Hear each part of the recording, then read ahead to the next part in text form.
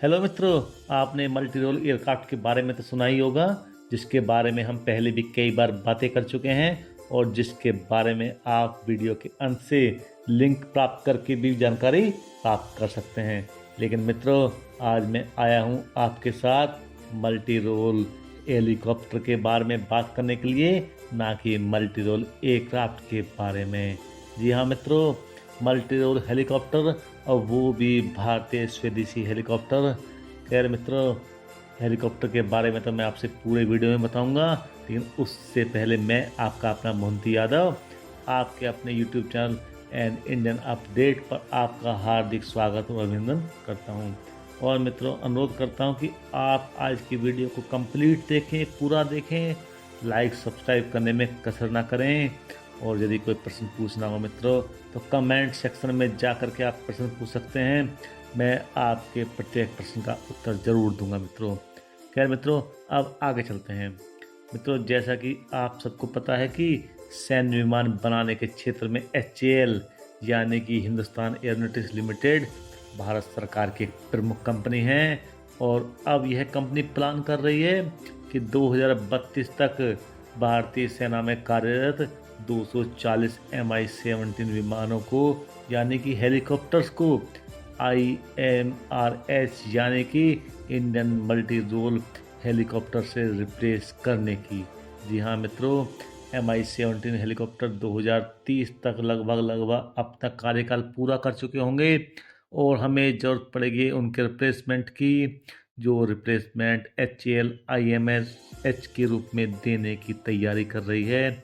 और इसका खर्चा आने की उम्मीद है अगले 7-8 वर्षों में लगभग 10 से 12 हजार करोड़ रुपए का। पहले ही सफलतापूर्वक HAL नेवी को सेफ्रॉन HAL इंजन से युक्त हेलीकॉप्टर की सप्लाई कर चुकी है, अपनी क्षमता दिखी चुकी है, टेस्टेड कंपनी है। और अब इस कंपनी की निगाहें टिकी हुई हैं आर्मी और एयरफोर्स की रक्षा जरूरतों के ऊपर। और इसके लिए HAL ने कैबिनेट कमेटी ऑन सिक्योरिटी से इस प्रोजेक्ट की अप्रूवल का इंतज़ार कर रही है। और मित्रों, यदि यह प्रोजेक्ट सफल रहता है ना, तो भारत रक्षा क्षेत्र में एक बहुत बड़ी उपलब्धि और दूरगामी सफलता हासिल करने वाला है, क्योंकि हम लोग हथियारों के मार्केट के खिलाड़ी भी तो बनने जा रहे हैं और हमने बनना शुरू भी कर दिया है। हेलीकॉप्टर यानी कि IMRH इसी की कड़ी, इसी श्रृंखला में एक और कड़ी होगी। मित्रों, जहाँ तक IMRH की क्षमता की सवाल है ना, तो यह हेलीकॉप्टर 12-13 टन वजनी ट्विन इंजन से युक्त होगा, जो troops movement, casualty evacuation, supply, search rescue सारे काम करेगा। और यह हेलीकॉप्टर लद्दाख से लेकर हिंद महासागर के अलग अलग ट्रेन में सफलतापूर्वक सेना की ज़रूरतों के हिसाब से काम करने में सक्षम होगा।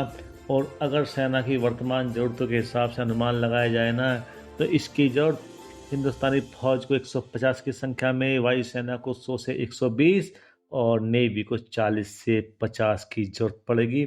मतलब अगर प्रोजेक्ट सफल होता है तो सप्लाई ऑर्डर की कोई समस्या नहीं आने वाली है मित्रों। यह हेलीकॉप्टर मजबूत एयरफ्रेम और अपग्रेडेड एवियोनिक्स से युक्त होगा और 30 जवानों को ले जाने में सक्षम होगा। इसका इंजन फ्रांस की सेफ्रॉन और भारत की HAL कंपनी का जॉइंट प्रोडक्शन होगा, और जिसके चलते यह 19,000 फीट की हाइट तक भी ऑपरेशन करने में सक्षम होगा। मित्रों, इसका इंजन ध्रुव ALH के इंजन शक्ति 1H1 का अगला वर्जन होने की उम्मीद है, जो कि 1800 सॉफ्ट हॉर्स पावर यानी कि एक बड़ी मात्रा में पावर जनरेट करने का सक्षम इंजन होने वाला है। और इसके संबंधित संस्करण की क्षमता तो 2000 सॉफ्ट हॉर्स पावर होने की है, जिसमें और कुछ खासियतें और भी होंगी, जैसे शिप ऑपरेटेबल होना चाहिए, एंटी सबमरीन वारफेयर से युक्त और समुद्री सर्च रेस्क्यू में भी सक्षम हेलीकॉप्टर होगा ये, जिसके फोल्डेबल रोटर होंगे और जिसके चलते इसमें सोनार, एंटी शिप मिसाइल सिस्टम आदि भी शामिल होगा। और ये वर्ल्ड क्लास हेलीकॉप्टर होगा, जिसे दुनिया के बाजार में भी बेचने में हमें कोई गरज नहीं होगा और दुनिया भर के देश इसे खरीदने में भी इंटरेस्ट दिखाएंगे। मित्रों, नौसेना विमान का इंजन जैसा मैं पहले ही बता चुका हूँ 2000 सॉफ्ट हॉर्स पावर से भी ज़्यादा का होने वाला है। मित्रों, अब बात करते हैं यह सब होगा कब। मित्रों, वर्तमान प्लान के हिसाब से बात करें ना तो 2025 के अंत तक सीशस की मंजूरी मिल जाएगी। 2-3 हज़ार करोड़ रुपए भी मंजूर हो जाएंगे और वो रुपए खर्च होंगे डिजाइनिंग में, प्रोटोटाइपिंग में और ग्राउंड टेस्टिंग में।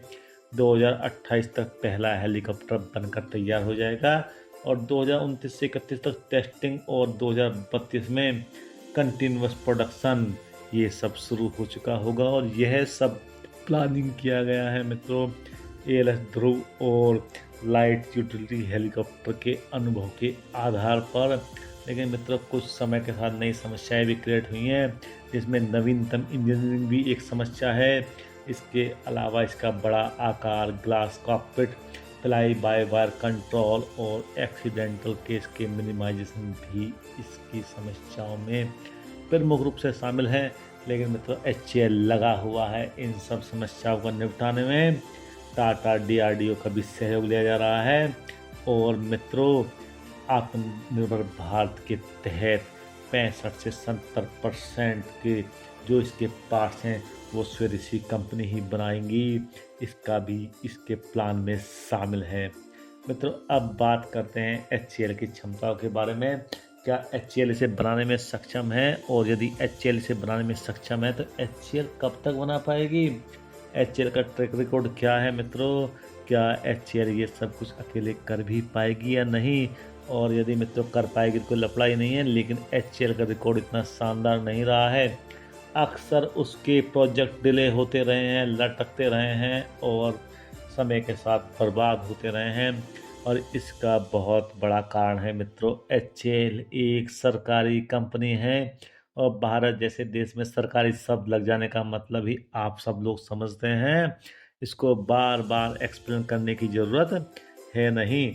मित्रों, इसका बहुत बड़ा कारण, इसके प्रोजेक्ट में देरी का बहुत बड़ा कारण एचएएल अपने आप में खुद भी है।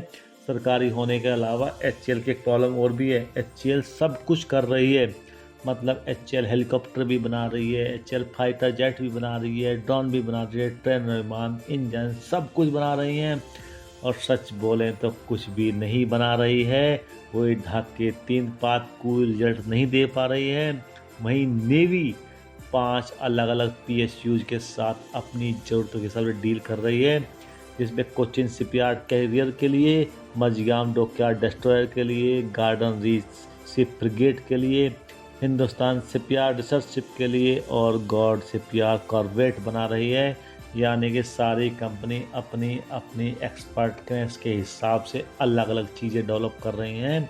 जबकि एचएएल अकेले ही सब कुछ कर रही है। तो एचएएल की क्षमताओं को बढ़ाने के लिए भारत सरकार एचएएल को भी 5-7 हिस्सों में डिवाइड करने के बारे में सोच सकती है और जिससे एचएएल अपना रिजल्ट ज़्यादा अच्छा दे सके, अपनी एक्सपर्टनेस के हिसाब से रिजल्ट दे सके। इसके अलावा प्राइवेट सेक्टर को मजबूत करने के लिए एचएएल के साथ प्राइवेट कंपनियों की पार्टनरशिप भी जोड़ी जा सकती है, ताकि उन्हें भी अनुभव मिले और रक्षा क्षेत्र में वो भी अपने रिसर्च डिजाइनिंग वगैरह में काम कर सकें। क्योंकि ओवरऑल होना तो भारतीय कंपनी है, भारत की ज़मीन पर ही है, मेक इन इंडिया के तहत ही है। तो जितना हमारा प्राइवेट सेक्टर मजबूत होगा उतना हमारा डिफेंस सेक्टर भी मजबूत होगा। और मित्रों, इतना सब कुछ करने के बाद भी अगर एचएएल रिजल्ट ना दे तो उसके डिसइन्वेस्टमेंट के बारे में भी हमें गंभीरता से सोचने की ज़रूरत है। क्योंकि जैसे सरकारी डिपार्टमेंट्स को आदत होती है ना पेपर खेलने की, उस आदत से बाहर आकर के रिजल्ट ओरिएंटेड डिपार्टमेंट हम बना सकें। जब पैसे खर्च कर रहे हैं, टैक्स पेयर्स का पैसा खर्च हो ही रहा है मित्रों, तो क्यों ना उसका फ़ायदा देश को भी मिले। खैर मित्रों, जैसा कि मैं आपको पहले भी बता चुका हूं कि अगर आपके दिमाग में कोई भी सवाल आता है इस संबंध में, तो आपसे अनुरोध है आप उस सवाल को कमेंट सेक्शन में ज़रूर डालें। मैं कोशिश करूंगा उस सवाल का उत्तर देने की। मित्रों, ये वीडियो काफ़ी लंबा हो रहा है और आपका भी 10 मिनट लगभग खर्च हो गया है। इस वीडियो को और लंबा नहीं करेंगे, अब डिस्कशन करेंगे आपके साथ आपके कमेंटों के सहारे। मित्रों, मैं इस वीडियो को यहीं पर समाप्त करता हूँ। आपसे अनुरोध करता हूँ आप वीडियो को लाइक सब्सक्राइब जरूर करें। नमस्कार मित्रों।